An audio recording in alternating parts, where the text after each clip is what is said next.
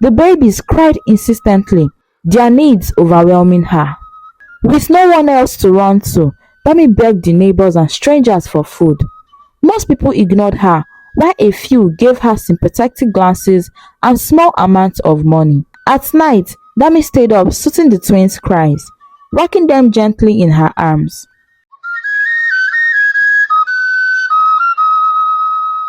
Kunle and Bola were lovers who seemed destined for a perfect life together.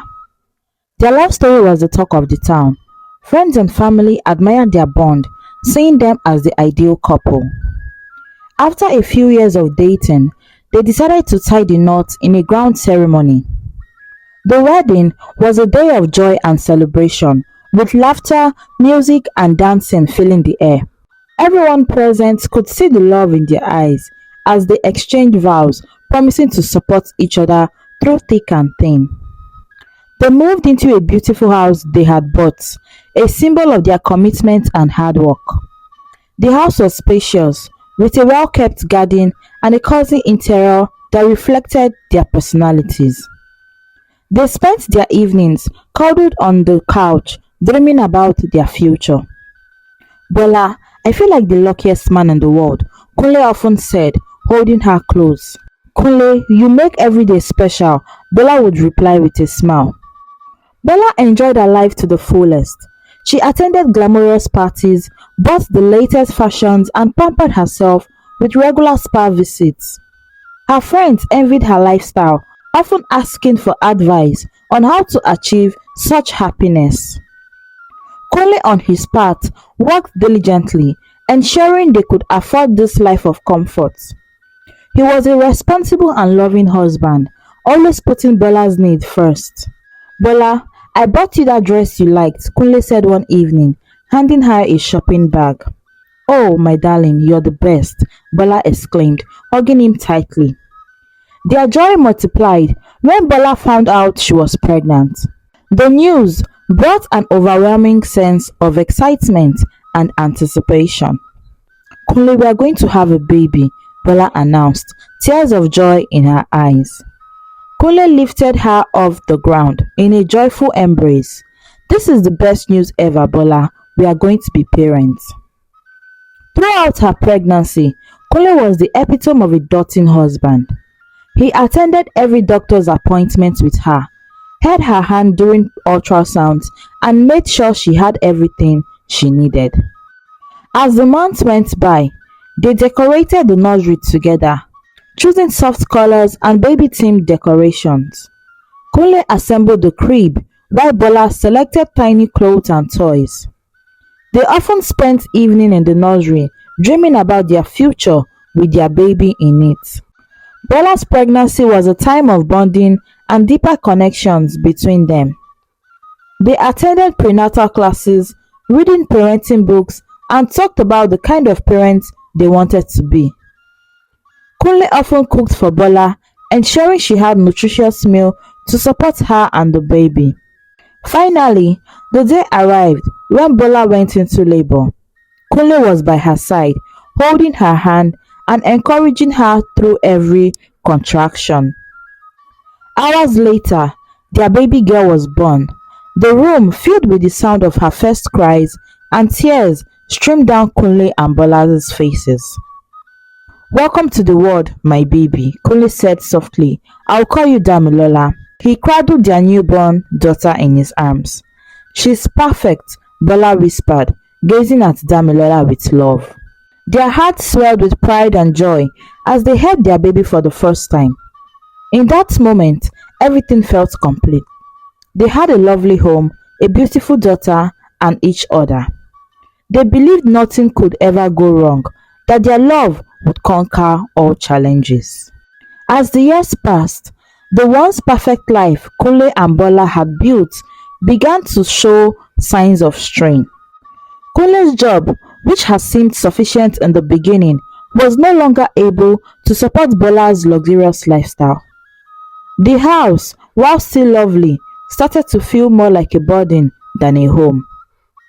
"Bola, we need to cut back on some expenses," Kunle suggested one evening as they went through their monthly budget. "Cut back? On what, Kunle? I barely have enough for the essentials, Bola retorted, her voice sharp. Kunle sighed, knowing that Bola's definition of essentials included expensive dresses, spa treatments, and frequent parties. Despite being comfortable by most standards, Bola's desire for more luxury grew stronger each day. Bola started taking contraceptives without telling Kunle. She didn't want to bring another child into the situation where she felt her needs weren't being met. One evening, as they sat in their living room, Bola brought up the topic again. Kunle, I won't have another child unless you get a better job.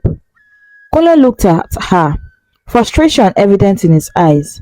But I'm doing my best. Jobs don't just appear out of nowhere. Your best is not good enough, Bola snapped back. I deserve more, and so does our daughter Dammy. These arguments became a regular occurrence in their household. Dammy, now 9 years old, often overheard their fight and felt the tension growing between her parents. She missed the days when they were happy and everything seemed perfect. One day, Bola discovered she was pregnant again. She was shocked and didn't know how to break the news to Kunle. For days, she kept it to herself, hoping for a miracle. And when she finally told him, Kunle was both surprised and doubtful. Bola, how is this possible? You've been taking contraceptives, Kunle questioned, his voice filled with suspicion. Bola avoided his gaze. I don't know, it just happened. Kunle chose not to press the issue, hoping for the best. However, a seed of doubt was planted in his mind. He wondered if the child was really his, but decided to keep his fears to himself. As Bola's pregnancy progressed, she continued to pressure Kunle about finding a better job. Kunle, we can't support another child on your current salary. You need to do something. You need to be a man. Act. Bola, I have been looking for a new job. It is not that simple, Kunle replied, feeling the weight of her demands. Bola's desire for luxury remained unfulfilled, and she grew more resentful. She started distancing herself from Kunle, spending more time with her friends who had wealthier husbands. Kunle noticed the change, but felt powerless to stop it. Their once happy home was now filled with tension and unspoken fears. Kunle and Bola were drifting apart, and neither knew how to bridge the growing gap between them. Despite their impending arrival of their new baby, the cracks in their relationship continued to widen, threatening to break them apart completely. The day the twins were born was a day of joy and challenging for Kunle and Bola. The arrival of two boys brought a mixture of excitement and anxiety. Kunle held the tiny infants in their arms, feeling an overwhelming sense of responsibility. Look at them, Bola, they are beautiful, Kunle said softly, his eyes filled with love. Bola smiled weakly, exhausted from the delivery. Yes, they are beautiful, but Kunle, how are we going to manage 3 kids? Kunle's heart sank a little at her words, but he tried to stay positive. We will manage, Bola, we will find a way. In the weeks that followed, the house was filled with the cries of newborns and the bustling activities of caring for them. Dammy was thrilled to be a big sister and often helped her parents with the babies. Dammy, can you bring me a diaper? Bola would call out. Yes, mommy, Dammy replied eagerly, rushing to assist. Despite the joy of the new additions, the financial strain on the family became more apparent.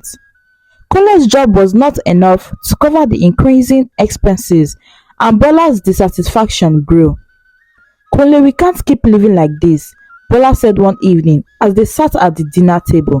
You need to make more money, more money. Kunle sighed, feeling the weight of her words. Bola, I am doing everything I can. It is not that simple. Let's manage the one we have for now. Bola was relentless. She started pressuring Kunle to resign from his job and join her friend's husband in an illegal business that promised quick and substantial money. Kunle was immediately wary of the idea. Bola, that's illegal. I won't risk our family's future for quick money, Kunle insisted. Bola's frustration boiled over. Kunle, we have 3 kids now. We need to make more money. We can't survive on your salary alone. Kunle resisted, but the pressure became unbearable. Bola's constant nagging and the burden of their new twin boys pushed him to the edge. The once happy home was now filled with tension and unspoken fears. Bola's friend often flaunted their wealth and Bola couldn't help but feel envious. She wanted the same luxuries for her family and believed that Kunle was holding them back. One day, Bola sat Kunle down, her face stern. Kunle, you need to make a decision. Are you going to let us live in poverty forever, or are you going to do something about it? Kunle felt trapped.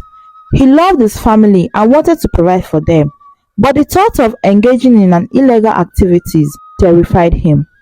The tension in the house grew with each passing day, and Kunle found himself dreading coming home from work. Bola, please try to understand. I can't just quit my job and do something illegal, Kunle pleaded. Then what are we supposed to do, Kunle? Watch our children suffer, Bola retorted, her voice filled with desperation. Kunle knew she had the point, but he couldn't bring himself to take the dangerous step. The constant argument took a toll on their relationship, and the distance between them grew. One evening, after a particularly heated argument, Kunle sat alone in the living room. Bola had stormed out, leaving him to deal with the chaos. Kunle, we can't go on like this, Bola had shouted before slamming the door behind her. Kunle knew she was right, but he didn't know what to do. He felt like he was being torn apart. On one side, there was his duty to provide for his family. On the other, his moral compass and fear of the consequences. Days turned into weeks, and the pressure from Bola never let up. She made the house unbearable for Kunle, nagging him constantly and making it clear that she blamed him for their situation. She reminded him daily of the burden of raising 3 children in his major salary. The breaking point came one night when Kunle found himself alone with the twins while Bola was out with her friends. The baby boys, Mofe and Mide, were particularly fussy, and Dammy tried to help but looked just as exhausted as he felt. Daddy, why is mommy always so angry? Dammy asked innocently, her eyes widened with concern. Kunle didn't know how to answer. He just hugged her tightly and whispered, "It's not your fault, Damilola. Things will get better, I promise." But deep down, he wasn't sure how to make that promise a reality. He felt the weight of his family's need pressing down on him, and Bola's voice echoed in his mind. Kunle finally gave in and joined the illegal business. It was drug trafficking. Despite his initial reluctance, Bola's unhealthy pressure and the family's financial struggles forced him to take the plunge. The thought of quick money seemed like the only way out of their dire situation. Kunle met with Bola's friend's husband, who laid out the plan. The man was smooth and persuasive, painting a picture of easy money and a better life. Kunle, this is a simple job.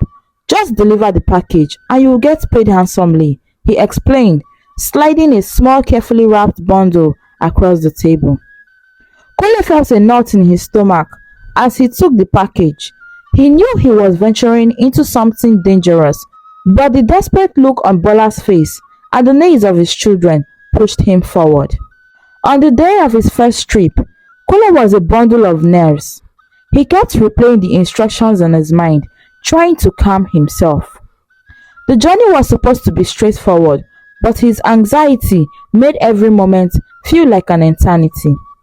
He clutched the package tightly, his heart pounding with each step he took.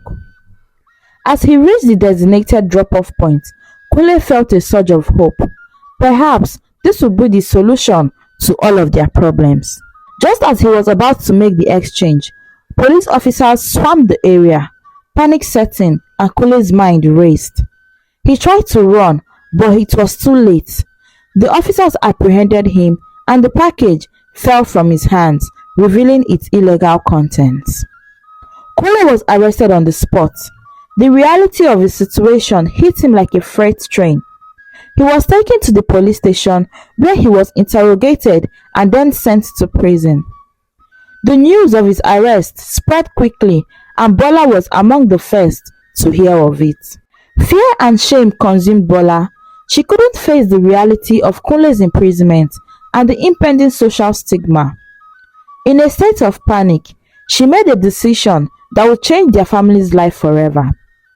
She packed a few belongings, took some money and fled, leaving Dammy and the twins behind.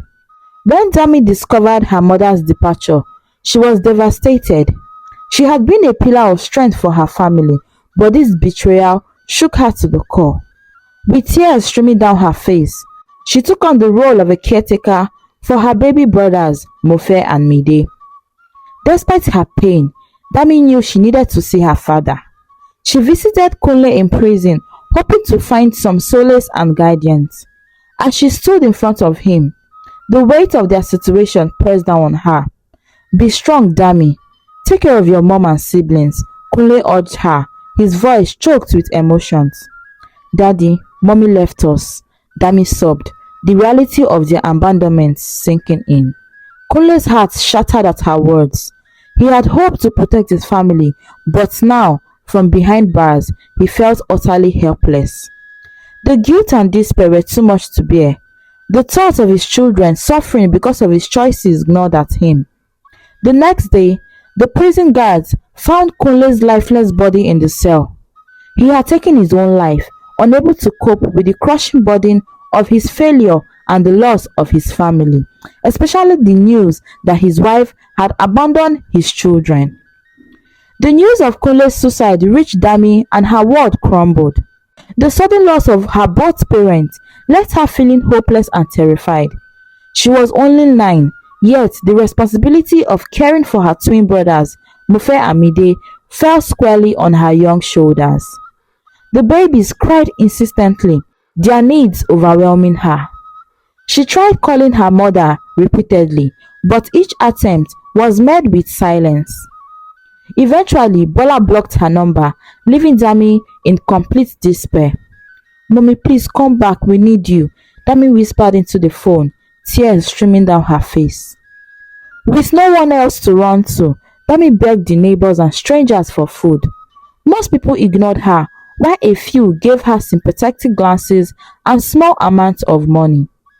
She used the little she could get to buy food and diapers for her brothers, stretching every coin as far as she could.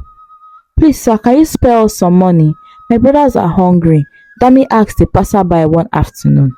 The man handed her a few naira notes. "Take care, little one," he said. Desperation pushed Dammy to start hawking water by the roadside. She would stand under the scorching sun, calling out to passing cars and pedestrians, hoping to make enough money to feed Mofe and Mide. It was an exhausting work, but she didn't have a choice. At night, Dammy stayed up, soothing the twins' cries, rocking them gently in her arms. The lack of sleep took a toll on her, but she pressed on, determined to keep them safe and fed. She missed her father terribly and often cried herself to sleep, wishing he was there to help. Relatives refused to take them in, citing their own financial struggles and the difficulty of caring for 2 infants. Dammy felt utterly alone, abandoned by those who were supposed to be family. "Please, auntie, can't you help us?" Dammy pleaded with one of her aunties. "I am sorry, Dammy. I can't take in 3 children. I have 6. It is too much for me," her auntie replied, closing the door at her. Despite the overwhelming odds, Dammy refused to give up. She learned to navigate the market, haggling for better prices on baby supplies. She found small ways to stretch her limited resources, becoming resourceful beyond her years. One evening, as she sat with the twins, feeding them with the little food she had managed to buy, Dammy thought of her father. She remembered his warmth and kindness, the way he had always protected and provided for them. She vowed to honor his memory by being strong for Mofe and Mide. "I miss you so much, Daddy, and I will always love you," she whispered to the darkness. "I promise I will take care of them." The days turned into weeks, and Dammy's routine of hawking water and caring for her brothers became her new normal. She faced each day with a determination that belied her age, driven by a fierce love for her family. Her small, fragile frame carried a burden Far too heavy, yet she bore it with resilience. In the midst of her struggle, she found a moment of joy. The twins' first smiles, their laughter as she played peekaboo, and their tiny hands gripping hers gave her strength. Those fleeting moments of happiness reminded her why she fought so hard every day. Years passed, and Dammy did menial jobs to survive. Every day was a struggle, but her determination never wavered. She knew she had to be strong for her twin brothers, Mofe and Mide. The boys grew and their needs changed, but Dammy's resolve remained steadfast. When the twins turned 5, Dammy knew it was time for them to start school. Despite their dire financial situation, she wanted them to have the education that she had to give up. Mofe, Mide, you are going to school soon, Dammy announced one evening as they sat around together. School, really? Mide asked, his eyes wide with excitement. Yes, Dammy confirmed, smiling at their enthusiasm. She enrolled them in a small local school that she could afford with her limited earnings. The first day of school was a proud moment for Dammy. She walked them to the school gate, holding their hands tightly. Be good and listen to your teachers, she instructed them, kneeling to their level. Dammy felt a mix of pride and sadness. She had sacrificed her own education to provide for them, and seeing them take their first steps toward a better future made it all worthwhile.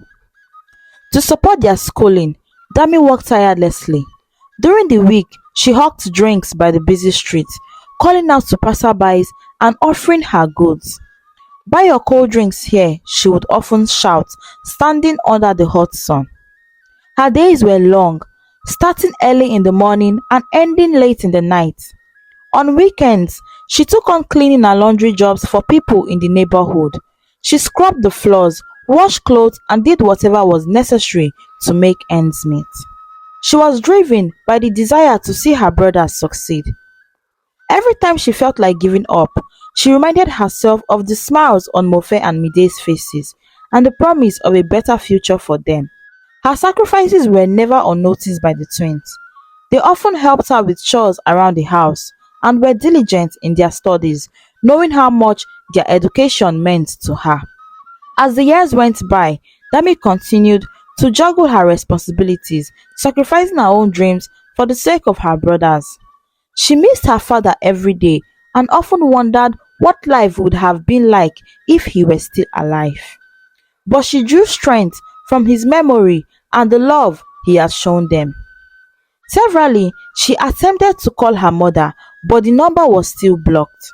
At some point, she had to move on, concluding that her mother has also moved on without them. She didn't know why her mother would be so cruel to them, but she decided that this is what fate had for them. The bond between Dami and her brothers grew stronger with each passing day. They looked up to her, not just as a sister, but as a mother who had given up everything for their well-being. They promised themselves that they would make her proud and repay her for all the sacrifices that she had made. One day, big sis, we will take care of you, just like you've taken care of us, Mofe said one evening. I'm really proud of you both, and that's all I need, Dami replied, her eyes filled with tears of joy and love. More years passed, and the twins were now 10, and Dami was 19. They had grown into bright, cheerful boys, thanks to Dami's unwavering dedication and love. She had managed to provide for them despite the odds, working tirelessly and ensuring they never felt the absence of their parents. One day, as Dami was returning home from one of her cleaning jobs, she saw a familiar figure standing by their house. Her heart skipped a beat as she recognized her mother, Bola. Bola looked worn and haggard, a stark contrast to the glamorous woman who had once been. Dami, Bola called out, her voice trembling, I am back. Dami felt a surge of anger and pain. She had carried the burden of their abandonment for years, and seeing her mother now, after all these years, reopened old wounds. How can you abandon us for wealth, mommy? Dami confronted her mother, her voice cold and steady. Bola looked down, unable to meet Dami's eyes. Dami, I made a mistake. Please let me explain. But Dammy was not ready to listen. You left us. You left me, Mofe and Mide alone. You have no right to come back now. We are just fine without you. Bola kept coming back, each time pleading for a chance to explain herself. She looked more frail with each visit, but Dammy remained firm. The pain of their abandonment was too deep, but she could not forgive her so easily. Don't come back unless you bring our father with you, Dammy told her one day, her voice unwavering. Bola's eyes filled with tears. She had heard of Kunle's death and knew that Dammy's demand was impossible. Dammy turned away, closing the door behind her. She couldn't let herself be swayed by her mother's remorse. She had to protect her brothers, and that meant staying strong. As time went on, Bola's health declined. She became a shadow of her former self, her body weakened by illness and regret. Despite her attempts to reconnect with her children, Dammy's refusal to forgive her left her isolated and alone. One day, Dammy received a call from a neighbor informing her that Bola was gravely ill. Torn between her lingering anger and the duty she felt as a daughter, Dammy decided to visit her mother. She found Bola lying in a small dingy room, her face pale and drawn. "Mom," Dammy said softly, stepping into the room. Bola opened her eyes, a flicker of hope in her gaze. "Dammy, you have come." "I needed to see you," Dammy replied, her voice filled with a mix of emotion. "Mommy, why did you leave us?" Bola's eyes filled with tears. "Dammy, I am sorry. I thought I was doing what was best. But I was wrong, and now I have paid the price." Dammy listened as Bola recounted her years of regret and loneliness. The weight of her mother's sorrow softened Dammy's heart, and she felt a pang of pity. "I'm sorry, Dammy, I failed you. I failed your brothers, Mofe and Mide," Bola whispered, her voice weak. "Well, we've survived. I took care of them," Dammy said, her voice breaking. Bola reached out her trembling hands. "I know. You are so strong, Dammy. Please forgive me." Tears streamed down Dammy's face as she held her mother's hands. "I forgive you, but I don't need you in my life." Bola's eyes closed, a look peace settling over her features. She passed away shortly after, her last moment filled with the forgiveness she had sought for so long, even though she never got a chance to reconnect with her sons. After Bola's death, Dammy continued to take care of her brothers, who saw her as their mother. She worked hard, ensuring they had a better life than she had. The bond between them grew stronger, built on the foundation of love and sacrifices. "Dammy, you are the best sister in the world," Mofe said one evening. "And the best mother," Mide added, hugging her tightly. Dammy smiled, feeling a sense of fulfillment. The twins grew up under Dammy's care. Mofe and Mide were now teenagers, full of life and ambition. Dammy had worked tirelessly to provide for them, ensuring they had everything they needed, even if it meant sacrificing her own dreams. She had taken on multiple jobs, working as a cleaner during the day and a vendor in the evenings. As the twins approached graduation, Dammy felt a mix of pride and relief. She had managed to keep them on the right path despite the many obstacles they faced.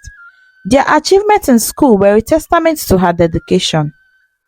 "Dammy, I just got an admission into the university," Mofe announced one evening, holding an acceptance letter. "Me too," Mide added, waving his own letter excitedly. "Oh my God, I am so proud of you both," she said, hugging them tightly. After the twins had graduated, Dammy finally had the chance to go back to school. She enrolled in an evening class at a local college, determined to pursue her education. Her father's words echoed in her mind, motivating her to strive for a better life. "Dammy, education is the key to a bright future," Kule had often said. Balancing work and studies was challenging, but Dammy was used to hard work. She spent her days working and her nights studying, driven by the desire to create a better future for herself and for her brothers. The twins supported her, taking on more responsibilities at home to lighten her load. Their support and encouragement kept her going even on the toughest days. Dammy excelled in her studies, fueled by her determination and the sacrifices she had made. Years later, Dammy had finished her education and secured a good job. She had become a successful accountant at a reputable firm, earning enough to provide a comfortable life for her family. The twins were also doing well in their respective careers. The family was finally stable and thriving. Thank you so much, Big Sis. You're the best mom ever, Mofe and Mide often said, gratitude evident in their eyes. Dammy felt a sense of fulfillment. I did it for love. We are a family, and family means never giving up on each other. The road had been long and difficult, but Dammy knew it had all been worth it. She had honored her father's memory and overcome her mother's abandonment. She had created a life of stability and happiness for herself and her brothers, proving that love and determination could conquer any obstacle. As they looked ahead to the future, Dammy felt hopeful and excited. She had dreams of furthering her career, traveling, and even maybe finding love. But most importantly, she knew that whatever came next, she and her brothers would face it together. The moral lesson of this beautiful story is that love, determination, and resilience can overcome even the most challenging obstacles. Despite facing abandonment, poverty, and immense responsibility at a young age, Dammy's dedication to her family and her relentless hard work allowed her to provide a stable and loving environment for her twin brothers. The story highlights the importance of family bonds, perseverance, and the belief that no matter how difficult life gets, one can achieve a better future through sacrifice, support, and an unbreakable spirit.